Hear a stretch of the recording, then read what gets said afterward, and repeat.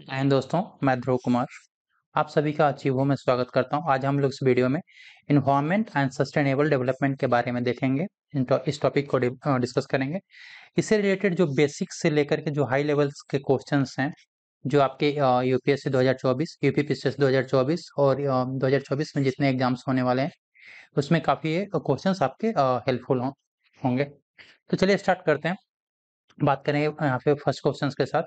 Given below two statements, यहाँ पे दो स्टेटमेंट्स दिया हुआ है, एक एजर्सन है, दूसरा रीजन है। ठीक है।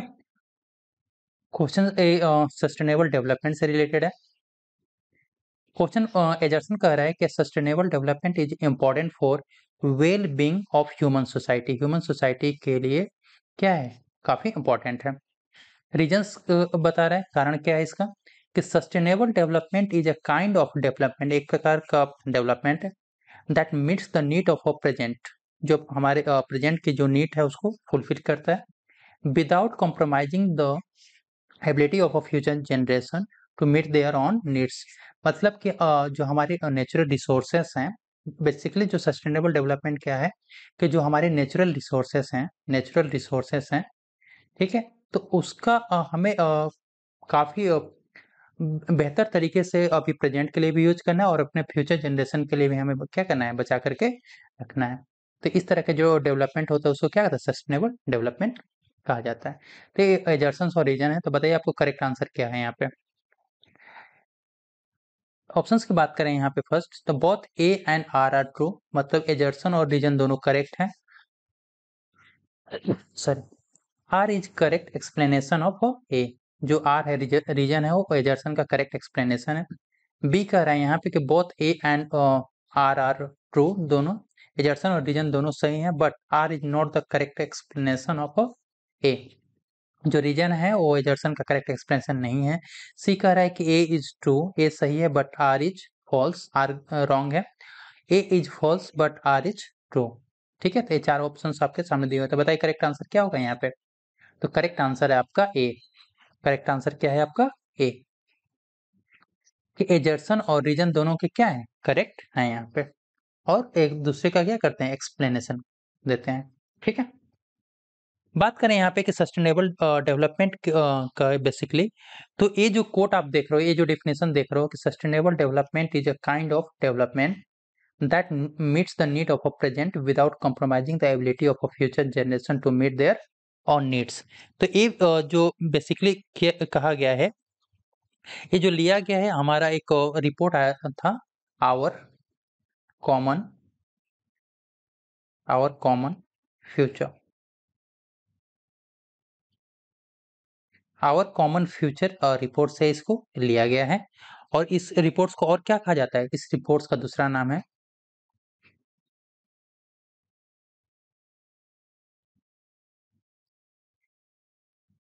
ब्रुंटलैंड रिपोर्ट।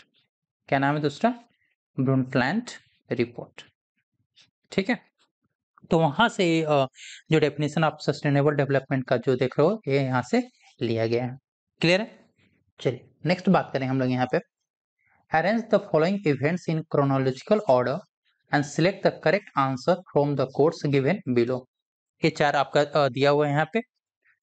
फर्स्ट दिया हुआ है रियो अर्थ समिट कब हुआ था, उसके अनुसार हमें एक क्रोनोलॉजिकल ऑर्डर में इसको सजाना है। सेकंड है publication of Brundtland commission report. Third है इन्फोर्समेंट ऑफ मॉन्ट्रियल प्रोटोकॉल। और फोर्थ है publication of the limit to growth report. तो बताइए इसमें से करेक्ट आंसर क्या होगा। बात करें हम लोग यहाँ पे कि यहाँ पे ऐसे बात करें कि publication of the limit to growth report जो है पब्लिश हुआ था, कब पब्लिश हुआ था, ये 1972 में पब्लिश हुआ था, 1972 में पब्लिश हुआ था। बात करें यहाँ पे कि पब्लिकेशन ऑफ ब्रुंटलैंड जो कमीशन का रिपोर्ट है, ये कब पब्लिश हुआ था, तो ये अगस्त अगस्त 1987 में पब्लिश हुआ था। कब, अगस्त 1987 में पब्लिश हुआ था। बात करें थर्ड यहाँ पे मॉन्ट्रियल प्रोटोकॉल का जो इन्फोर्समेंट था, वो कब इन्फोर्स किया गया था, तो ये है जनवरी जनवरी 1989 में। कब, जनवरी 1989 में किया गया था। और जो रियो अर्थ समिट हुआ था, जो रियो अर्थ समिट की बात करें तो कब हुआ था, ये जून जून 1992 में। क्लियर है यहाँ पे? तो इसके ये जो आपके सामने जो डेट्स हैं इसके बेस पे आप क्या करोगे, उसको क्रोनोलॉजिकल ऑर्डर में सजा सकते हैं। तो आंसर क्या हो जाएगा यहाँ पे बताइए? आंसर हो जाएगा आपका बी। ठीक है, फोर्थ मतलब ए आपका 72, ठीक है, उसके बाद क्या आ जाएगा 87, 89 और उसके बाद फिर 92। क्लियर है? The limits to growth report, publication of Brundtland commission, Montreal protocol और उसके बाद रियो अर्थ समिट। क्लियर है? चल नेक्स्ट बात करें यहाँ पे क्वेश्चन जो आपका दिया हुआ है, the discussion on sustainable development. जो सस्टेनेबल डेवलपमेंट की हम लोग बात करते हैं was started after submitting a report। एक रिपोर्ट सबमिट हुआ था ऑन इन्वायरमेंट पे टू द यूनाइटेड नेशंस। कब? 1987 में। उस रिपोर्ट का नाम क्या था? उस रिपोर्ट का नाम बताना है, बताइए। उस रिपोर्ट का नाम था, ऑप्शन से देख लेते हैं। First report on climate change, second our common future, third है second report on climate change और डी है आपका फिफ्थ असेसमेंट रिपोर्ट। बताइए करेक्ट आंसर क्या होगा? द करेक्ट आंसर है आपका B, our common future. Clear है? ये रिपोर्ट सबमिट कब हुआ था? तो 1987 में सबमिट हुआ था। 1987 में सबमिट हुआ था। और किसने सबमिट किया था, ये किसने पब्लिश किया था? इसको पब्लिश किया था world commission, world commission on क्या? Environment and development.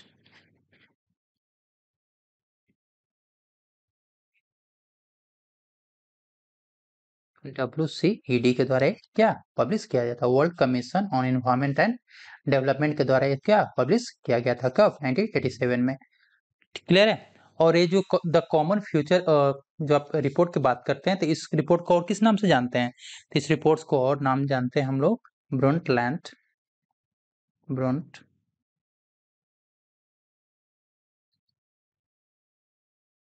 रिपोर्ट के नाम से। ठीक है,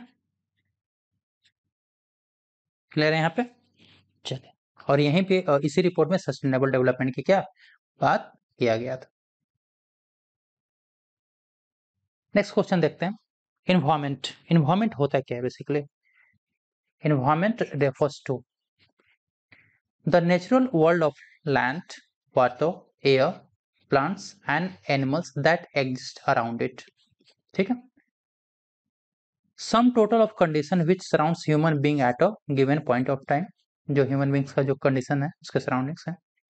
इंटरैक्टिंग सिस्टम ऑफ, किसका किसका interacting system? Physiological, physical, biological और cultural elements which are interlinked, जो एक दूसरे के साथ क्या हो? इंटरलिंक्ड हो। ठीक है, और आंसर और ऑप्शन जो डी ऑप्शन क्या है? All of the above. बताइए आंसर क्या होगा यहाँ पे? आंसर आपका डी, इन्वायरमेंट में इन तीनों सेंटेंस क्या है? शामिल है। बात करें हम कि इन्वायरमेंट होता क्या है बेसिकली, तो जो इन्वायरमेंट जो है एक फ्रेंच वर्ड से लिया गया है, फ्रेंच वर्ड से लिया गया है। वो फ्रेंच वर्ड क्या है? तो उस फ्रेंच वर्ड का है इन्वायरन, इन्वायरन। इसका मतलब होता है क्या? एनवायरन का मतलब क्या होता है बताइए? इन सर्कल, इन सर्कल, या और क्या मतलब होता है इसका बताइए? सराउंड, जो उसके चारों तरफ सराउंड। ठीक है, बात करें हम लोग यहाँ पे कि जो एनवायरमेंट का, तो एक एनवायरमेंट का एक्ट है क्या? उस एक्ट क्या है? Environment protection act. Environment protection, बार बार एक एक्ट पूछा गया एग्जाम में आपके, एनवायरमेंट प्रोटेक्शन एक्ट। ये कब आया था? 1986, 1986 में आया था। इसमें कहा गया कि जो एनवायरमेंट क्या है, एनवायरमेंट जो बेसिकली है, एनवायरमेंट के बारे में बात करें तो एनवायरमेंट बेसिकली क्या है? Water, water, air, water, air, land. ठीक है, इन सब का क्या एक इंटर रिलेशनशिप है एक दूसरे के साथ, ठीक है। और ह्यूमन बींग्स के साथ इसमें ह्यूमन बींग्स, लिविंग ऑर्गेनिज्म, ये सारी उनके क्या जो सराउंडिंग्स हैं उसमें क्या शामिल है। इसमें एक क्या बात करें कि सोशल, बायोलॉजिकल, फिजिकल एंड जो केमिकल एलिमेंट्स हैं उसमें क्या है, उस केमिकल एलिमेंट्स भी इसमें शामिल है, केमिकल एलिमेंट्स। ठीक है। तो यदि बात करें इन्वायरमेंट की तो ये सारी चीजें क्या है, एक दूसरे के साथ लिंक्ड है, इंटरलिंक्ड है और एक दूसरे का क्या है, एक दूसरे का सराउंडिंग्स में पाए जाते हैं। ठीक है, तो उसको क्या इन्वायरमेंट का है। क्लियर। नेक्स्ट क्वेश्चन देखते हैं, which of the following is not related to the environmental protection. इसमें से कौन है जो एनवायरमेंटल प्रोटेक्शन से संबंधित नहीं है, बताइए आंसर क्या होगा। ऑप्शंस की बात करें, sustainable development, poverty alleviation, air conditioning और use of paper bags. Answer क्या लग रहा है आपको। तो जो पॉवर्टी एलिवेशन है, गरीबी मिटाओ, गरीबी दूर भगाओ, तो वो क्या है, एनवायरमेंटल प्रोटेक्शन से रिलेटेड नहीं है। बात करें यहाँ पे हम लोग नेक्स्ट क्वेश्चन का, when the environment protection act for the preservation and protection of environment was passed by the government of India. कब गवर्नमेंट ऑफ इंडिया के द्वारा एनवायरमेंट को, पर्यावरण को प्रिजर्व करने के लिए और प्रोटेक्ट करने के लिए एनवायरमेंट प्रोटेक्शन एक्ट क्या पास किया गया, एक क्वेश्चन है यहाँ पे। ऑप्शंस आपके सामने है 1986, 1981, 1987 और 1978। बताइए करेक्ट आंसर क्या है। करेक्ट आंसर है आपका क्या, ए 1986। क्लियर है। चलिए नेक्स्ट क्वेश्चन की बात करें हम लोग यहाँ पे कि environment is composite state of, जो एनवायरमेंट है क्या एक कंपोजिट स्टेट है किसका, बायोटिक फैक्टर्स का, फिजियोग्राफिक फैक्टर्स का, ये बायोटिक फैक्टर्स का और ऑल ऑफ द एबव का। बताइए करेक्ट आंसर क्या होगा। तो एनवायरमेंट जो बेसिकली है वो बायोटिक, फिजियोग्राफिक, एबायोटिक, ये सारे फैक्टर्स का क्या है, कंपोजिट स्टेट है। बात करें हम लोग यहाँ पे कि एनवायरमेंट के बारे में, एनवायरमेंट इसको कैटेगराइज करते हैं टू पार्ट्स में, दो भाग में बांटते हैं। फर्स्ट क्या है बताइए, बायोटिक फैक्टर्स, बायोटिक फैक्टर्स, ठीक है। और सेकंड क्या है, एबायोटिक फैक्टर्स, ए बायोटिक, एबायोटिक फैक्टर्स या उसको क्या कह सकते हैं, फिजियोलॉजिकल फैक्टर्स भी उसे कहा जाता है या फिजिकल एनवायरनमेंट भी उसे कहा जाता है, physical environment. Clear. Biotic factors में क्या क्या आते हैं, बात करें यहाँ पे कि बायोटिक फैक्टर्स में क्या क्या आते हैं, तो वो मतलब जो ऑल लिविंग थिंग्स हैं, क्या ऑल लिविंग थिंग्स हैं, जो जीवित थिंग्स हैं, वो इसमें क्या बायोटिक फैक्टर्स में, all living things biotic factors में आ जाएंगे। ठीक है। और बाकी जैसे कि क्लियर है। और ये बायोटिक फैक्टर्स में क्या आ जाएंगे, जैसे कि और टेम्परेचर, लाइट, ठीक है, अमाउंट ऑफ वाटर कितना अवेलेबल है, ये सारे क्या बायोटिक फैक्टर्स में आ जाते हैं। क्लियर है यहाँ पे। चलिए नेक्स्ट क्वेश्चन की बात करें, generally environment can be classified as a following category. Following category में अलग अलग कैटेगरी में एनवायरनमेंट को क्लासिफाई किया जाता है। विच अमंग द फॉलोइंग, जो नीचे दिए हुए हैं उसमें से कौन सा है, ठीक है, जिसको मतलब क्लासिफाई नहीं किया गया है, नॉट अ सच कैटेगरी, उस कैटेगरी में नहीं है। जैसे कि ऑप्शंस की बात करें तो operational environment, physical environment, cultural environment और बायोलॉजिकल एनवायरनमेंट। बताइए करेक्ट आंसर क्या होगा यहाँ पे। करेक्ट आंसर है आपका ए ऑपरेशनल एनवायरनमेंट। ठीक है। बात करें हम लोग यहाँ पे कि फिजिकल एनवायरनमेंट में क्या आता है, बायोलॉजिकल एनवायरनमेंट में क्या आता है। तो इन्वायरमेंट का यदि कैटेगराइज कर दें यहाँ पे 3 कैटेगरी में बांटते हैं। First physical environment, physical environment. तो फिजिकल इन्वायरमेंट के अंदर क्या क्या आएगा? फिजिकल इन्वायरमेंट में आ जाएगा लैंड फॉर्म्स और क्या आएगा बताइए? वाटर बॉडीज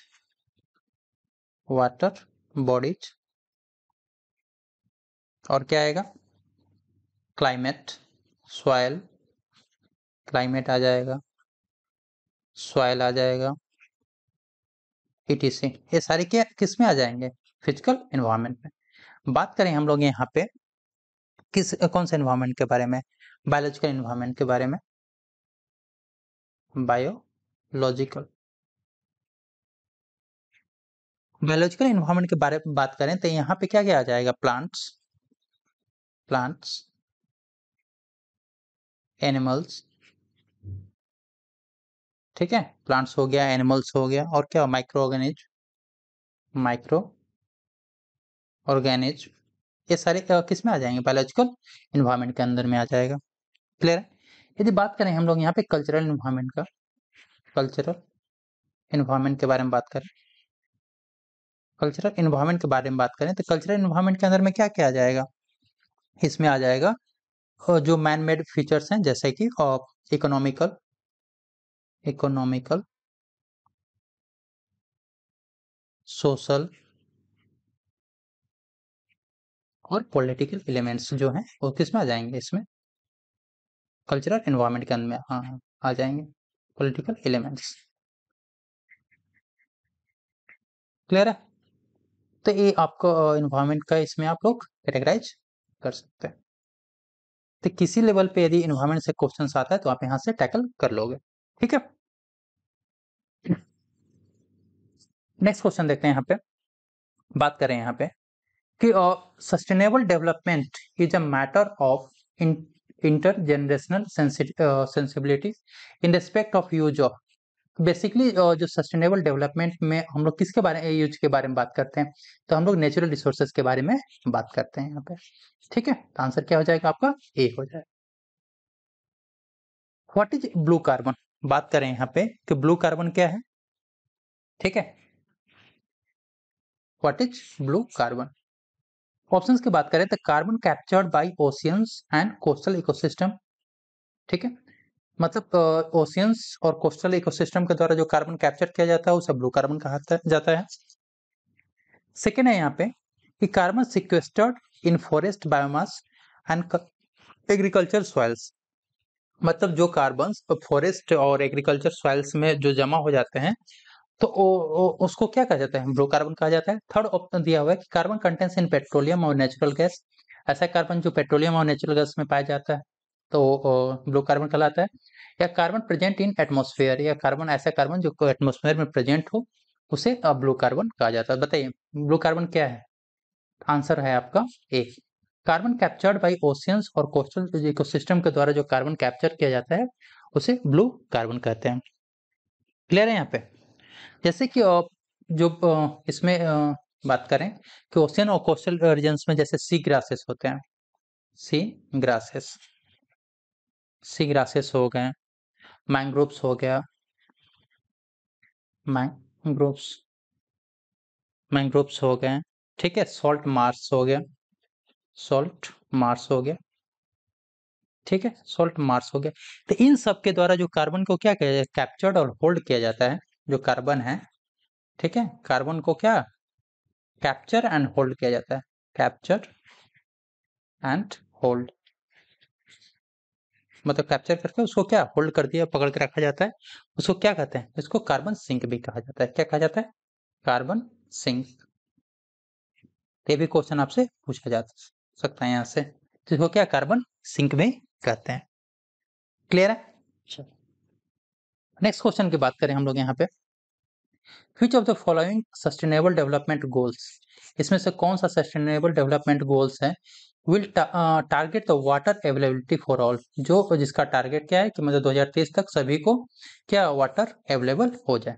गोल्स की बात करें तो SDG 6, SDG 7, SDG 8 और SDG 9। बताइए करेक्ट आंसर क्या होगा यहाँ पे? करेक्ट आंसर है आपका ए। करेक्ट आंसर है क्या? ए। बात करें यहाँ पे सस्टेनेबल डेवलपमेंट गोल्स के जो 17 गोल्स हैं, जहां से हमेशा आपके एग्जाम्स में क्वेश्चन पूछा जाता रहा है कि फर्स्ट में कौन सा है, सेकंड में कौन सा है। तो फर्स्ट में क्या है? पॉवर्टी के बारे में, नो पॉवर्टी, नो गरीबी।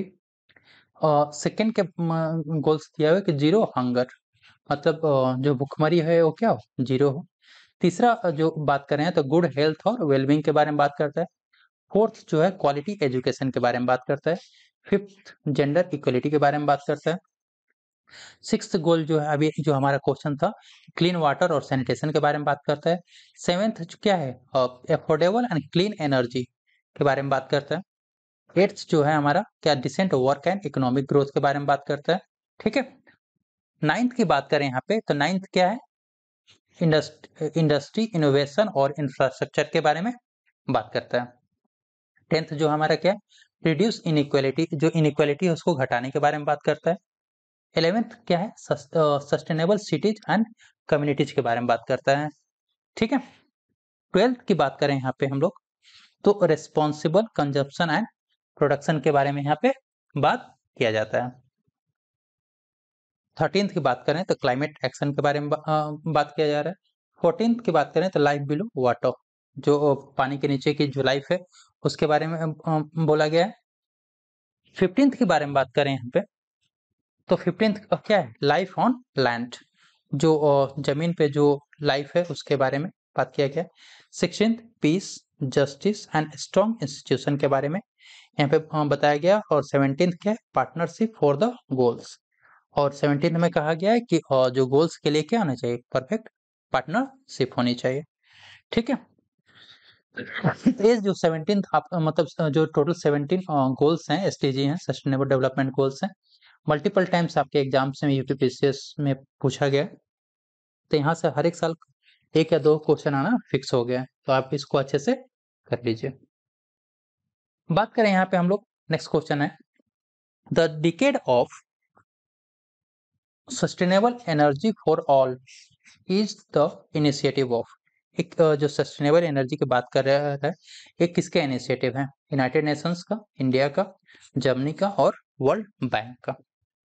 बताइए आंसर क्या होगा यहाँ पे? तो आंसर है आपका ए, यूनाइटेड नेशंस का। बात करें यहाँ पे कि जो सस्टेनेबल एनर्जी या बात करें यहाँ पे रिन्यूएबल एनर्जी के, रिन्यूएबल एनर्जी की बात करें यहाँ पे तो एक जो रिन्यूएबल एनर्जी क्या है, फॉर्म ऑफ एनर्जी, एक एनर्जी का एक प्रकार है, फॉर्म ऑफ एनर्जी है, एनर्जी का एक प्रकार है जो बेसिकली क्या पोल्यूशन कॉज नहीं करता है, पोल्यूशन पोल्यूशन कॉज नहीं करता है।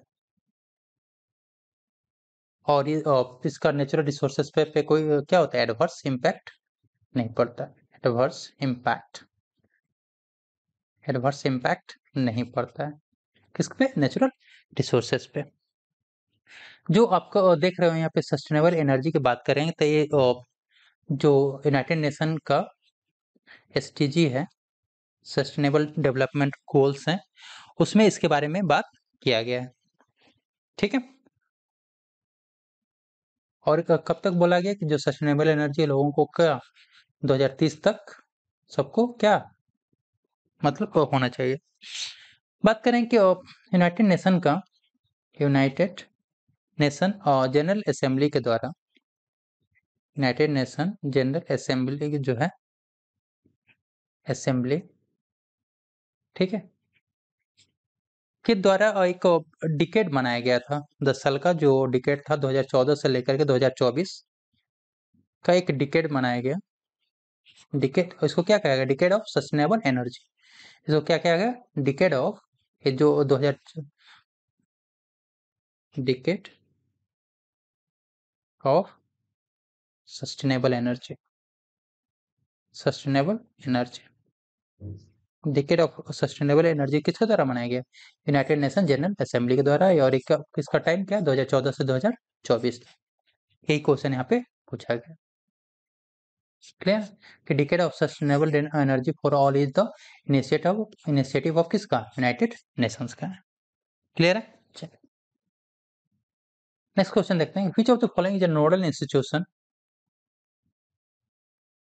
कौन सा इन सब में से कौन सा नोडल इंस्टीट्यूशन है for the implementation of sustainable development goals in India, sustainable development जो गोल्स हैं उसको इम्प्लीमेंट करने का इंडिया में, बताइए। Planning commission, disinvestment commission, NITI Aayog और फाइनेंस कमीशन, बताइए आंसर क्या होगा।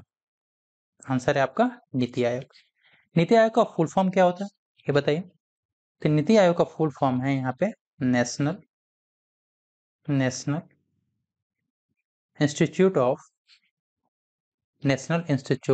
फॉर क्या, transforming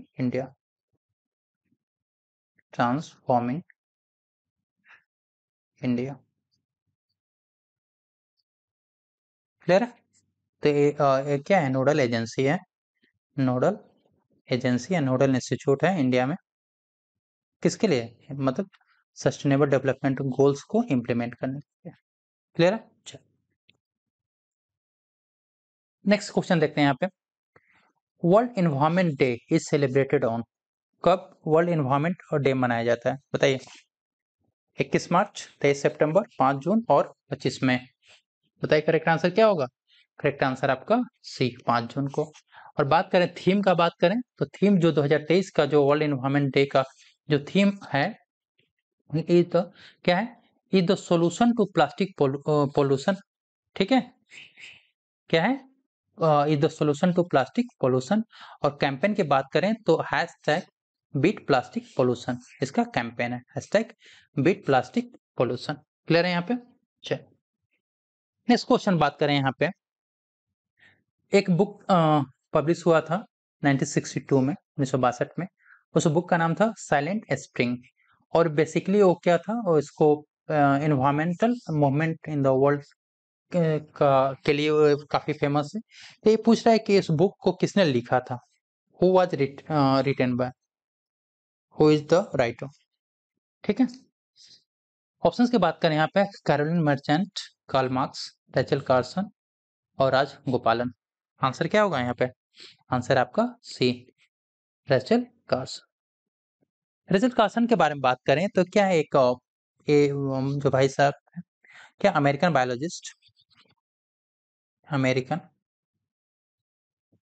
biologist and ecologist,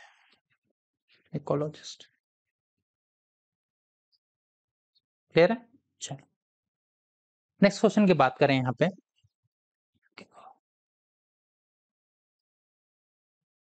a country natural capital a country's natural capital included all of the following except, इसमें से कौन सा है जो नेचुरल कैपिटल में इंक्लूड है, बताइए करेक्ट आंसर क्या होगा।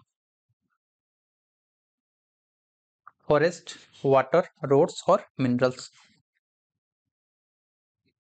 कौन कौन से इसमें नेचुरल कैपिटल्स हैं, कौन नेचुरल कैपिटल नहीं है। तो रोड्स इसमें नेचुरल कैपिटल नहीं है, तो आंसर क्या हो जाए आपका सी, आंसर क्या हो जाएगा सी। नेचुरल कैपिटल्स के बारे में बात करें, नेचुरल कैपिटल्स होता क्या है बेसिकली, तो नेचुरल कैपिटल्स में क्या होता है कि बेसिकली नेचर के द्वारा ऐसे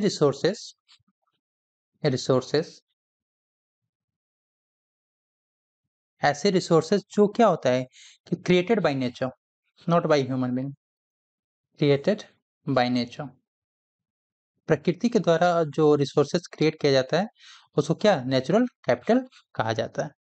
क्लियर है। इसमें तो जो नेचुरल कैपिटल में क्या क्या शामिल हो सकते हैं, इसमें जितने भी all renewable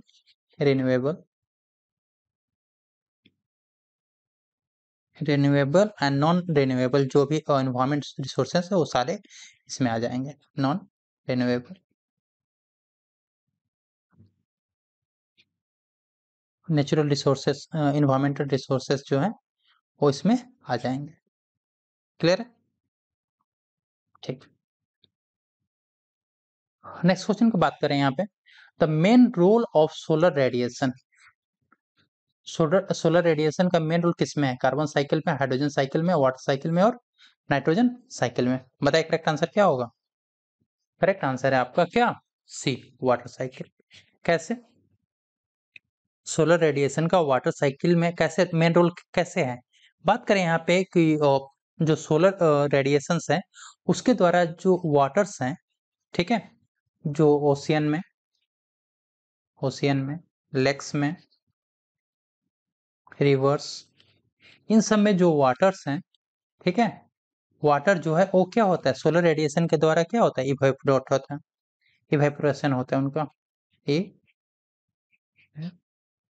evaporation of water. Evaporation किसके कारण होता है, तो से किसके द्वारा होता है, बाय सोलर रेडिएशन के द्वारा। सोलर रेडिएशन के द्वारा ये क्या होते हैं, वाटर इवेपोरेट होता है। इवेपोरेट होने के बाद एक वाटर क्या होता है, ऊपर में क्या फॉर्म करता है, फॉर्म वाटर वेपर, क्या बनाता है, वाटर वेपर बनाता है, वाटर वेपर बनाता है, एंड क्लाउड्स, क्या बनाता है, वाटर वेपर और क्लाउड्स बनाता है। फिर ये जो क्या होते हैं, उसके बाद इसके क्या होता है, वाटर ड्रॉपलेट्स के रूप में, वाटर ड्रॉपलेट्स, ठीक है। उसके बाद क्या होता है, वर्षा होती है, और कहाँ पे, ऑन अर्थ, वापस से क्या पहुंच जाते हैं, ऑन अर्थ पे आ जाते हैं। तो ये सारी प्रोसेस के लिए जो ये जो पूरा आप देख रहे हो क्या है, वाटर साइकिल है, क्या वाटर साइकिल है। तो वाटर साइकिल में किसका इंपॉर्टेंस है, तो सोलर रेडिएशन का काफी मेन रोल है। क्लियर है? अच्छा, यहाँ पे एक इंस्टीट्यूट है उसके बारे में बात किया गया कि the national environmental engineering research institute, इसको क्या कहा जाता है, नीरी, क्या कहा जाता है, नीरी, ठीक है। एक कहाँ पे स्थित है, बेंगलुरु में, हैदराबाद में, नागपुर में और न्यू दिल्ली में। बताइए करेक्ट आंसर क्या है, तो ये जो इंस्टीट्यूट है वो नागपुर में स्थित है, कहाँ पे, नागपुर में स्थित है। इस इंस्टीट्यूट का स्थापना की बात किया जाए तो स्थापना कब किया गया था, तो 1958, 1958 में इसका स्थापना किया गया था, किसके द्वारा, गवर्नमेंट ऑफ इंडिया के द्वारा, गवर्नमेंट ऑफ इंडिया के द्वारा इसकी स्थापना किया गया। और ये जो इंस्टीट्यूट है किसके अंडर में आता है, तो ये आता है ministry of science and technology, science and technology के अंदर में आता है। क्लियर है? नेक्स्ट क्वेश्चन है, what is important for sustainable development. ये तीन ऑप्शंस आपके सामने दिए हुए हैं, ठीक है। तो इसमें पूछ रहा है कि इसमें से कौन सा इंपॉर्टेंट सस्टेनेबल डेवलपमेंट के लिए इंपॉर्टेंट है। फर्स्ट ऑप्शन की बात करें यहाँ पे, तो conservation of biological diversity, second है prevention and control of pollution, third है डिक्रीजिंग पॉवर्टी, और डी है आपका ऑल ऑफ दिस। बताइए करेक्ट आंसर क्या हो, तो करेक्ट आंसर है आपका यहाँ पे D, all of the, all. Clear है? चलिए नेक्स्ट क्वेश्चन की बात करें यहाँ पे, the common carbon metric, the common carbon metric supported by UNEP has been developed for, एक इसके लिए accessing carbon footprint of building operations around the world, ठीक है, enabling a commercial farming entities around the world to enter the carbon emission trading, carbon emission के trading के लिए, enabling government to access overall carbon footprint caused by the country, total carbon footprint को overall access करने के लिए, या फिर overall carbon footprint caused by the use of fossils fuel by the world in a unit time, और जो fossil fuel के द्वारा जो कार्बन फुटप्रिंट है उसको क्या एक्सेस करने के लिए, या फिर बिल्डिंग्स में जो बिल्डिंग्स ऑपरेशन में जो कार्बन फुटप्रिंट है, जो कार्बन इमिशन है उसको एक्सेस करने के लिए। तो इसमें बताइए कार्बन मतलब जो आंसर है वो क्या होगा, कॉमन कार्बन मैट्रिक एक क्या है, करेक्ट आंसर क्या होगा आप बताइए। करेक्ट आंसर आपका A, assessing the carbon footprint of a building operation around the world।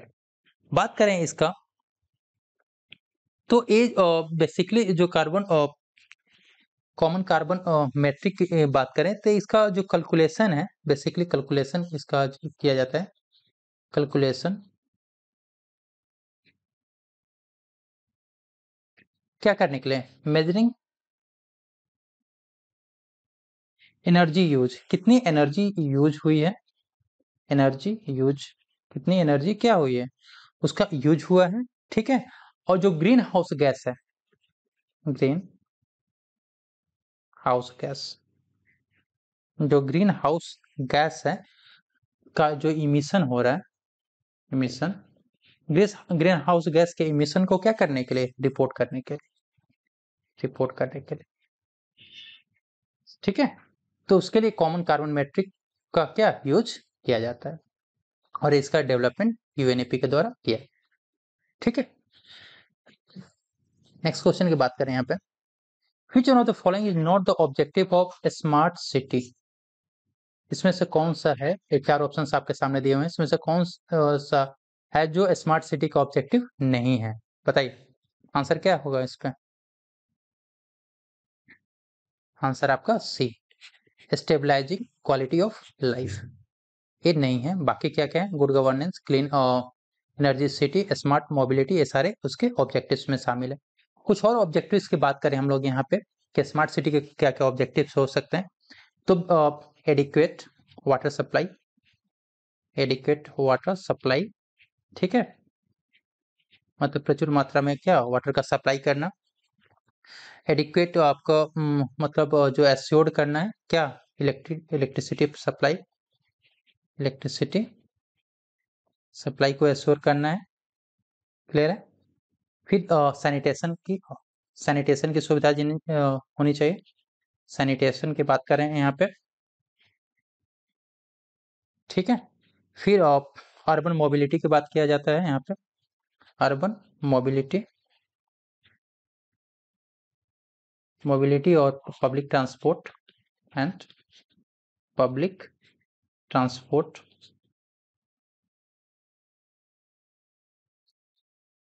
Housing की, अफोर्डेबल हाउसिंग की बात किया जाता है, अफोर्डेबल हाउसिंग स्पेशली पुअर के लिए, ठीक है। आईटी कनेक्टिविटी प्रॉपर होनी चाहिए, आईटी कनेक्टिविटी, गुड गवर्नेंस के बारे में बात है, स्मार्ट सिटी में बात किया जाता है किसके, good governance, specially e governance, good governance में क्या है कहते हैं, ई गवर्नेंस और पीपल्स का पार्टिसिपेशन ज्यादा से ज्यादा, ठीक है, पीपल्स पार्टिसिपेशन, क्लियर। फिर सस्टेनेबल इन्वायरमेंट, सस्टेनेबल इन्वायरमेंट और safety and security of citizen, security and safety of citizens के बारे में, और क्या, हेल्थ और education, health, health and education, तो ये सारे कुछ मेन ऑब्जेक्टिव्स हैं किसका, स्मार्ट सिटी डेवलपमेंट, ठीक है।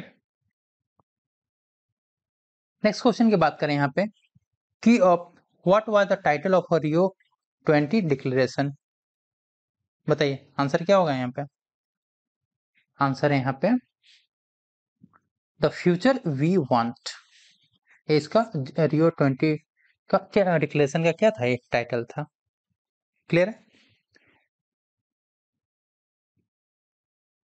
नेक्स्ट क्वेश्चन की बात करें यहाँ पे, international conference held in Rio de Janeiro watch, Rio de Janeiro में जो इंटरनेशनल कॉन्फ्रेंस हुआ था उसका क्या था वो, बताइए, United nation conference on sustainable development या एनवायरनमेंट एंड पॉल्यूशन समिट या इंटरनेशनल न्यू इकोनॉमिक्स या नन ऑफ दिस, इसमें से कोई नहीं, तो वो था हमारा United nation conference on sustainable development, और हुआ कब था ये, 1992 में हुआ था, कब हुआ था, 1992 में हुआ था। नेक्स्ट क्वेश्चन है, which of the following is considered the optimum concentration of carbon dioxide for natural balance in atmosphere, मतलब यहाँ पे पूछ रहा है सीधा सीधा कि जो हमारे एटमॉस्फेयर है उसमें कार्बन डाइऑक्साइड का कितना परसेंटेज अवेलेबल, कितना परसेंट कार्बन डाइऑक्साइड अवेलेबल है। ऑप्शंस के यहाँ पे 0.02%, 0.03%, 0.04% और 0.05%। पता है करेक्ट आंसर क्या होगा?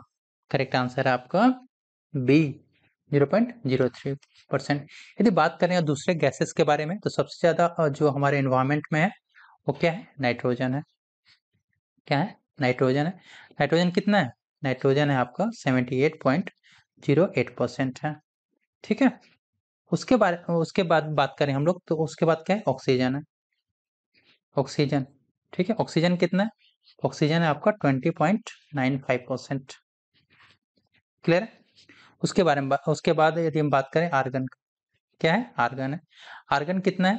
तो आर्गन है आपका 0.93%। क्लियर है? उसके बाद carbon dioxide CO2, carbon dioxide कितना है? 0.036%। ठीक है। कार्बन डाइऑक्साइड के बाद आता है नियोन की बारी। नियोन कितना है? तो नियोन है आपका 0.002%। क्लियर है? उसके बाद नियोन के बाद आता है आपका हीलियम। हीलियम, हीलियम है आपका 0.0005%। उसके बाद आता है आपका क्रिप्टन का, क्रिप्टन। ठीक है। उसके बाद क्रिप्टन आता है, क्रिप्टन है आपका 0.001%। उसके बाद आता है आपका जेनन। जेनन क्या है? 0.00009%। ठीक है। उसके बाद आपका हाइड्रोजन का, ठीक है। हाइड्रोजन कितना परसेंट है? तो 0.00005%। ठीक है। तो ये हमारे एटमॉस्फेयर में गैसेस का क्या है? परसेंटेज है एटमॉस्फेयर। ठीक है। कौन कितना अवेलेबल है। बात करें यहाँ पे कि which one of the following noble gas is not present in the air, इसमें से कौन सा जो नोबल गैस है वो एयर में प्रेजेंट नहीं है, जैसे हीलियम, आर्गन, रेडन और नियोन। बताइए करेक्ट आंसर क्या होगा? करेक्ट आंसर आपका सी, रेडन नहीं है। यहाँ पे यदि ऑप्शंस की बात करें यहाँ पे तो आप देख लो, यहाँ पे आर्गन अवेलेबल है, नियोन अवेलेबल है, हीलियम अवेलेबल है, क्रिप्टन अवेलेबल है, जेनॉन, ये सारे क्या है? नोबल गैसेस हैं, यहाँ पे अवेलेबल है, जबकि आपका रेडॉन यहाँ पे नहीं है। तो आंसर क्या हो जाए आपका? सी। क्लियर है? नेक्स्ट क्वेश्चन देखते हैं यहाँ पे, कंसिडर द फॉलोइंग, और यहाँ पे दिया हुआ है कि इसमें से कौन सी एक्टिविटी है photosynthesis, respiration, DK of organic matter और वोल्केनिक एक्शंस में से जो कार्बन डाइऑक्साइड को ऐड करता है किसमें? Carbon cycle on the earth, earth के कार्बन साइकिल में। ठीक है। तो बताइए आंसर क्या होगा यहाँ पे?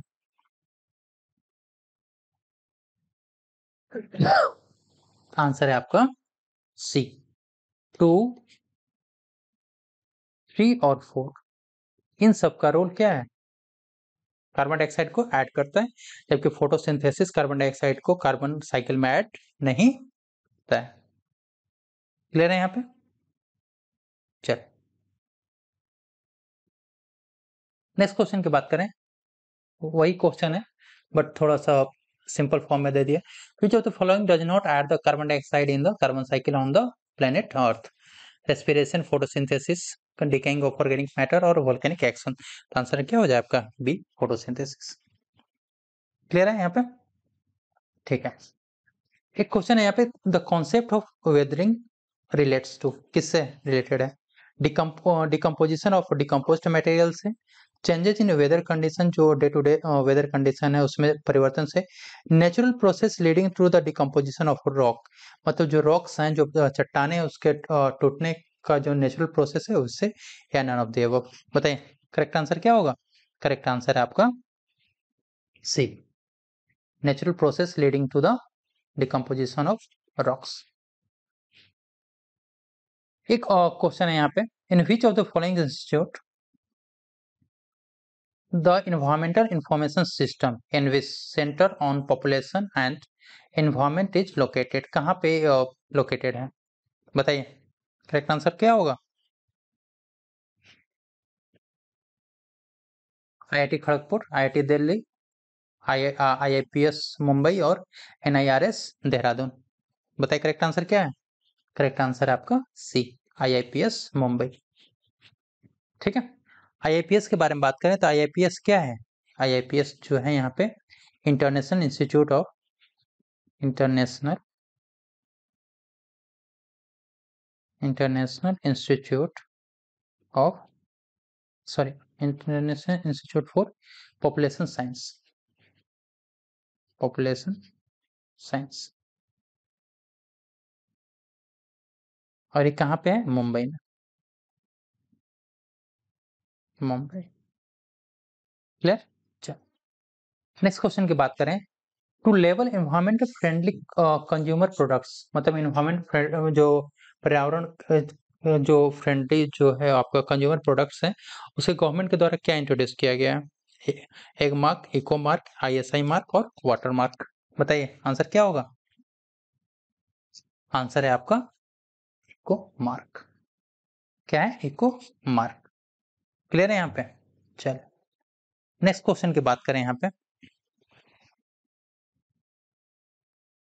Sustainable agriculture means, sustainable agriculture का मतलब क्या होता है? Self sufficiency, to be able to export and import under WTO norms, मतलब जो WTO का जो नॉर्म्स है उसके अंडर में क्या करना? एक्सपोर्ट करना और इंपोर्ट करना। ठीक है, या फिर to utilise land so that its quality remains intact, मतलब लैंड का इस तरह से प्रयोग करना कि उसका जो क्वालिटी है वो क्या हमेशा बना रहे। क्लियर है? या फिर to utilise waste land for agriculture purpose, जो वेस्ट लैंड है एग्रीकल्चर पर्पस के लिए उसका यूज करना। ये बताइए इस सस्टेनेबल एग्रीकल्चर का मतलब क्या हुआ यहाँ पे? द करेक्ट आंसर है आपका C, to utilise land so that its quality remains intact, मतलब इस तरह से लैंड का यूज करना है कि उसकी क्वालिटी क्या हो? हमेशा बना रहे।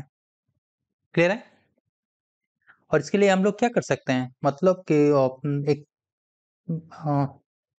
फार्मिंग टेक्निक्स का यूज किया जा सकता है, using farming techniques, farming techniques. Clear? Next question देखते हैं यहाँ पे। नेक्स्ट क्वेश्चन आपका दिया हुआ है कि natural vegetation, natural vegetation is the true indexes of climate, जो नेचुरल वेजिटेशन है ऑफ क्लाइमेट का ट्रू इंडेक्सेस है। Water loving plants are found in moist climate, ये जर्सन है, रीजन है। तो इसमें बताना है कि इसमें से दोनों सही है, दोनों गलत है, कि दूसरे करेक्ट एक्सप्लेनेशन है, या फिर एक सही है एक गलत है। करेक्ट आंसर क्या होगा यहाँ पे? करेक्ट आंसर आपका ए, बोथ स्टेटमेंट सही हैं, दोनों सही हैं और दोनों एक दूसरे का क्या करेक्ट एक्सप्लेनेशन है। ठीक है, जो वाटर लविंग जो प्लांट्स होते हैं बेसिकली कहाँ पे पाए जाते हैं? जो वाटर लविंग या इसको एक्वेटिक प्लांट्स भी कहा जाता है। क्या कहा जाता है? एक्वेटिक प्लांट्स, एक्वेटिक प्लांट्स भी कहा जाता है। और ये बेसिकली मडी जो लैंड होते हैं, मडी मडी लैंड या पॉन्ड्स के नजदीक जो लैंड्स होते हैं वहां पे क्या पाए जाते हैं। ठीक है, नेक्स्ट क्वेश्चन है यहाँ पे कि नेशनल ग्रीन ट्रिब्यूनल, NGT, ठीक है, NGT act 2010 was enacted in consonance with which of the following provision of constitution of India. तो पूछ रहा है कि जो NGT national green tribunal act है वो कॉन्स्टिट्यूशन मतलब गवर्नमेंट ऑफ इंडिया के जो संविधान है, भारत का जो संविधान है, ठीक है, उस वो किससे रेफर करता है? ऑप्शंस की बात करें यहाँ पे कि right to healthy environment constitute as a part of the right to life under article 21। तो ये हेल्दी एनवायरनमेंट के बारे में बात करता है और राइट टू लाइफ जो क्या है, मतलब राइट टू लाइफ का एक पार्ट है जो आर्टिकल के भारतीय संविधान के आर्टिकल अनुच्छेद 21 में मेंशन किया गया है। सेकेंड ऑप्शंस कह रहे हैं यहाँ पे कि provisions of grant to raising the level of administration in the scheduled area for the welfare of scheduled tribes under article 275A, मतलब जो scheduled tribes हैं उनके welfare के लिए जो article 275(1) में दिया है उसके बारे में बात करता है, या ग्राम सभा को ये पावर और फंक्शन दिया गया आर्टिकल 243A के अंडर। इसमें से तीनों स्टेटमेंट से कौन सा स्टेटमेंट नेशनल ग्रीन ट्रिब्यूनल के बारे में करेक्ट है? ठीक है, 1, 2 और 3, फर्स्ट एंड 3 एंड 1, 2, 3। बताइए करेक्ट आंसर क्या होगा? करेक्ट आंसर आपका ए। करेक्ट आंसर आपका A. First, right to healthy environment constitute as a part of the right to life under article 21 के अंडर ये बात करता है। ठीक है। और बात करें तो एक इसका स्थापना कब हुआ था? तो ये 18 अक्टूबर एनजीटी का 18 अक्टूबर 2010 को इसका स्थापना, नेशनल ग्रीन ट्रिब्यूनल का स्थापना किया गया था। ठीक है। नेक्स्ट क्वेश्चन है यहाँ पे कि the author of green development, green development का ऑथर कौन है? ये ग्रीन डेवलपमेंट जो बुक है वो किसके द्वारा लिखे गए हैं? ऑप्शन आपके सामने ब्रैडशॉ, निकोलसन, व्हिटेकर और एडम्स। बताइए करेक्ट आंसर क्या है? करेक्ट आंसर आपका WM एडम्स के द्वारा ये क्या बुक लिखा गया है। क्लियर है। और इसका जो फर्स्ट एडिशन जो पब्लिश हुआ था कब? 1990 में पब्लिश हुआ था। ठीक। What is Rio 20 conference? Rio 20 conference क्या है? तो it is United nation conference on sustainable development. It is ministerial meet of World Trade Organization के जो मिनिस्ट्रियल मीटिंग का conference of the inter governmental panel on climate change, जो inter government panel climate change के लिए, या conference of a member countries of the convention of biodiversity, sorry biological diversity के। Sustainable development हो गया, WTO हो गया, क्लाइमेट चेंज हो गया और बायोलॉजिकल डाइवर्सिटी हो गया। बताइए रियो 20 कॉन्फ्रेंस किससे रिलेटेड है? तो आपका आंसर है यहाँ पे first, United Nations conference on sustainable development से रिलेटेड है आपका रियो 20 कॉन्फ्रेंस। क्लियर है? चलो। और एक कहाँ पे हुआ था? तो बेसिकली ब्राजील में हुआ था, ब्राजील में के रियो डी जेनेरियो में। और कब हुआ था? तो जून 2012 में। कब हुआ था? जून 2012 में हुआ था। क्लियर है? ठीक। और बात करें यहाँ पे कि जो हमारा क्या था 1992 में जो समिट हुआ था, उसके 1992 में जो समिट हुआ था उसके 20 साल बाद प्लस 20 है तो 20 साल बाद यहाँ पे किया गया था, 20th एनिवर्सरी के मनाया गया था। ठीक है।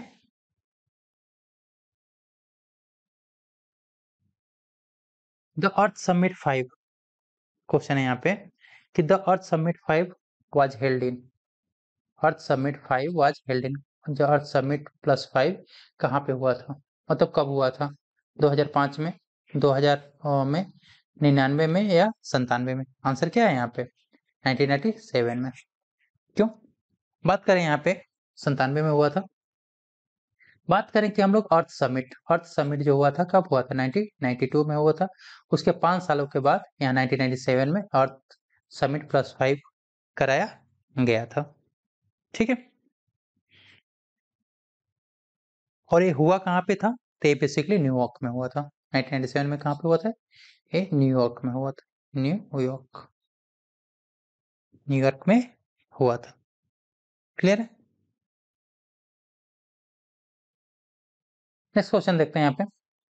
The sustainable development goals, the sustainable development goals were first proposed in 1972, 1972 में प्रपोज किया गया था by the global think tank called club of Rome.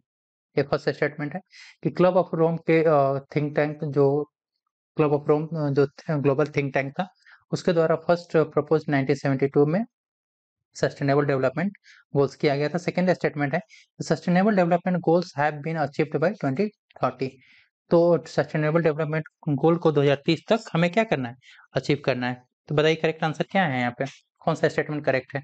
First correct है, सेकंड करेक्ट है, दोनों करेक्ट है या इनमें से कोई नहीं है? बताइए करेक्ट आंसर आपका क्या है? बी, सेकंड, सेकंड है। फर्स्ट की बात करें यहाँ पे कि जो सस्टेनेबल डेवलपमेंट जो गोल्स की बात किया गया था वो 2012 में बात किया गया था। कब बात किया गया है? 2012 में बात किया गया। और कब? रियो 20 में, रियो +20। ठीक है। अर्थ समिट के 20 साल के बाद सस्टेनेबल डेवलपमेंट गोल्स का फर्स्ट टाइम प्रपोज किया गया है, 2012 में किया गया था। ठीक है।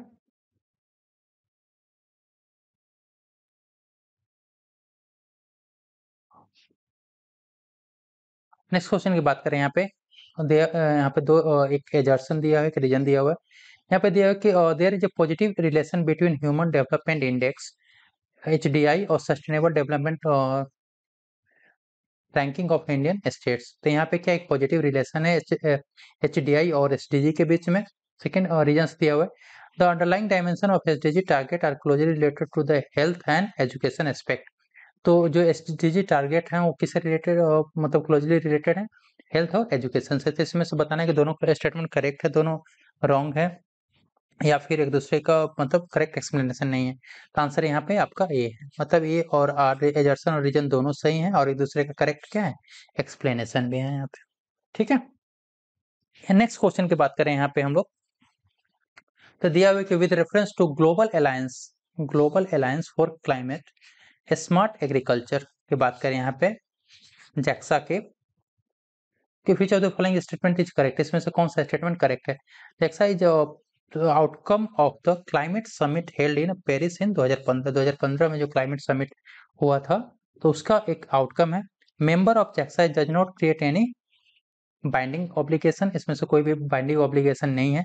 India was the instrumental in the creation of JAXA, India भी क्या है वन ऑफ द इंस्ट्रूमेंटल था, मतलब इसका जैक्सा के क्रिएशन में। करेक्ट आंसर क्या है यहाँ पे, करेक्ट आंसर आपका 2, मतलब बी, सेकेंड स्टेटमेंट है क्या यहाँ पे क्या है करेक्ट है।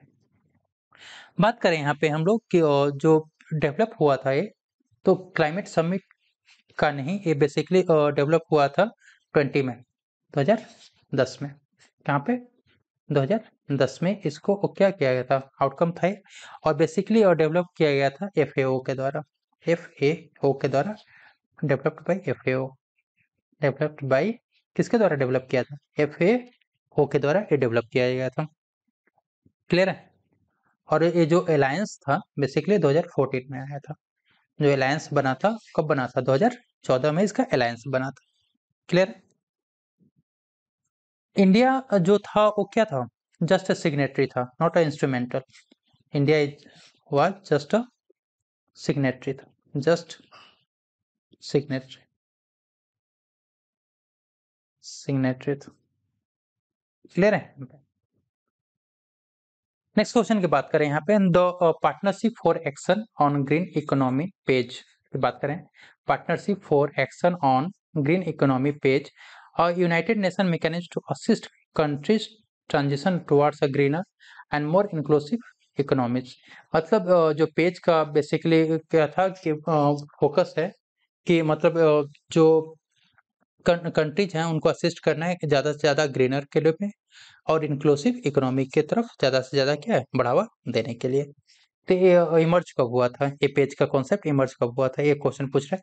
The summit on sustainable development 2002 में जोहान्सबर्ग में, United Nations conference on sustainable development 2012 Rio de Janeiro में, United Nation framework convention on climate change 2015 Paris में, या वर्ल्ड सस्टेनेबल डेवलपमेंट समिट 2016 नई दिल्ली में। तो ये जो पेज का कॉन्सेप्ट हुआ था कब आया था, आंसर है आपका B, united nation conference on sustainable development 2012 जो रियो डी जेनेरियो में हुआ था वहां पे ये कॉन्सेप्ट आया था। ठीक है, नेक्स्ट क्वेश्चन की बात करें यहाँ पे, तो विथ रेफरेंस टू एजेंडा 21 के बारे में हम बात करते हैं, किससे रिलेटेड है। क्लियर है, ऑप्शंस की बात करें, it is a global action plan for sustainable development, it is originated, ठीक है, सस्टेनेबल डेवलपमेंट का ये ग्लोबल एक्शन प्लान है, या it is originated in the world summit on sustainable development जो इन हेल्ड इन जोहान्सबर्ग 2002 में जोहान्सबर्ग में जो सस्टेनेबल डेवलपमेंट का वर्ल्ड समिट हुआ था वहाँ पे इमर्ज हुआ था, ओरिजिनेट हुआ था। तो ये बताना है हमें, तो आंसर है यहाँ पे फर्स्ट, एक ग्लोबल एक्शन प्लान है सस्टेनेबल डेवलपमेंट का। बात करें हम लोग यहाँ पे, तो ये जो हुआ था बेसिकली जो इमर्ज हुआ था ये 1992 में हुआ था। ठीक है, 2002 में न होकर के कब हुआ था, 1992 में हुआ था, और कहाँ पे हुआ था, रियो डी जेनेरियो में हुआ था। कहाँ पे हुआ था, रियो डी जेनेरियो में हुआ था। क्लियर है, जो ब्राजील में। क्लियर है, और कब यदि बात करें वर्ल्ड जो समिट हुआ था तो किस समिट में, अर्थ समिट, जो 1992 का जो अर्थ समिट था उसमें इसके बारे में बात किया गया था। ठीक है, चलिए नेक्स्ट क्वेश्चन की बात करें यहाँ पे। Environmental degradation means, environmental degradation का क्या मतलब होता है? ठीक है, ऑप्शंस की बात करें यहाँ पे। Overall degradation of environment attributes, जितने भी मतलब ओवरऑल जितने एनवायरमेंटल एट्रीब्यूट्स सबका degradation. Adverse change brought in human activities, humans के द्वारा जितने भी चेंजेस किए जाते हैं। Ecological imbalance because of ecological diversity, मतलब इकोलॉजिकल डाइवर्सिटी के कारण जो इकोलॉजिकल इम्बैलेंस होता है वो सारे, तो ये सारे आंसर क्या हो जाएंगे? डी हो जाएंगे। तो इन्वायरमेंटल डिग्रेडेशन में ये सारे चीजें आ जाती हैं। नेक्स्ट क्वेश्चन की बात करें, which of the following is related to the protection of ecological balance, जो कोई इकोलॉजिकल बैलेंस है उसके रिलेटेड कौन कौन से इसमें से करेक्ट होंगे? तो फॉरेस्ट पॉलिसी बात की जाती है, इन्वायरमेंट प्रोटेक्शन का, इंडस्ट्रियल पॉलिसी का और एजुकेशन पॉलिसी। तो ये सारे के सारे क्या हो जाएंगे इसमें करेक्ट दिए हुए। बात करें यहाँ पे कि concerning global environment facility, GEF, GEF के बारे में बात करें यहाँ पे, तो इससे रिलेटेड कौन सा स्टेटमेंट इसमें से करेक्ट है? ठीक है, GEF से रिलेटेड इसमें कौन सा स्टेटमेंट आपका करेक्ट है? इट, तो आंसर है यहाँ पे A. It serves as the financial mechanism for the convention on biological diversity. जो कन्वेंशन था मतलब एक फाइनेंशियल एक मैकेनिज्म है जो किसके लिए? For convention of biological diversity और United Nation framework on climate change. तो इसके बायोलॉजिकल डाइवर्सिटी और क्लाइमेट चेंज का जो फ्रेमवर्क है यूनाइटेड नेशंस का, इसके लिए क्या है? फाइनेंशियल मैकेनिज्म का काम करता है। तो ग्लोबल इकोनॉमिक एनवायरमेंट फैसिलिटी क्या है? एक तरह का फाइनेंशियल मैकेनिज्म है। बात करें कि GEF का एस्टेब्लिश कब किया गया था, तो ये भी पूछा जाता है कि जो ग्लोबल इन्वायरमेंट फैसिलिटी है उसका एस्टेब्लिश कब हुआ था? तो ये हुआ था 1992 में हुआ था। कब? जो रियो डी जेनेरियो में अर्थ समिट हुआ था उसी समय इसका क्या हुआ? एस्टेब्लिश किया गया था। अर्थ समिट, अर्थ समिट, ठीक है, अर्थ समिट में इसको किया गया था। इसमें जो बेसिकली स्टार्टिंग में कितने मेंबर्स थे? तो 184 कंट्रीज इसके क्या मेंबर्स थे। ये जो फाइनेंशियल मैकेनिज्म है बेसिकली, ये जो फाइनेंशियल ग्लोबल इन्वायरमेंट फैसिलिटी जो बेसिकली एक फाइनेंशियल मैकेनिज्म है, किसके किसके लिए फाइनेंशियल मैकेनिज्म का काम करता है? तो बेसिकली ये जो कार्य करता है फाइनेंशियल मैकेनिज्म का, वो किसके लिए काम करता है? तो जो मिनीमाटा कन्वेंशन मेरे मरकरी के लिए था, मिनीमाटा का जो कन्वेंशन था मरकरी के लिए, उसके लिए भी था।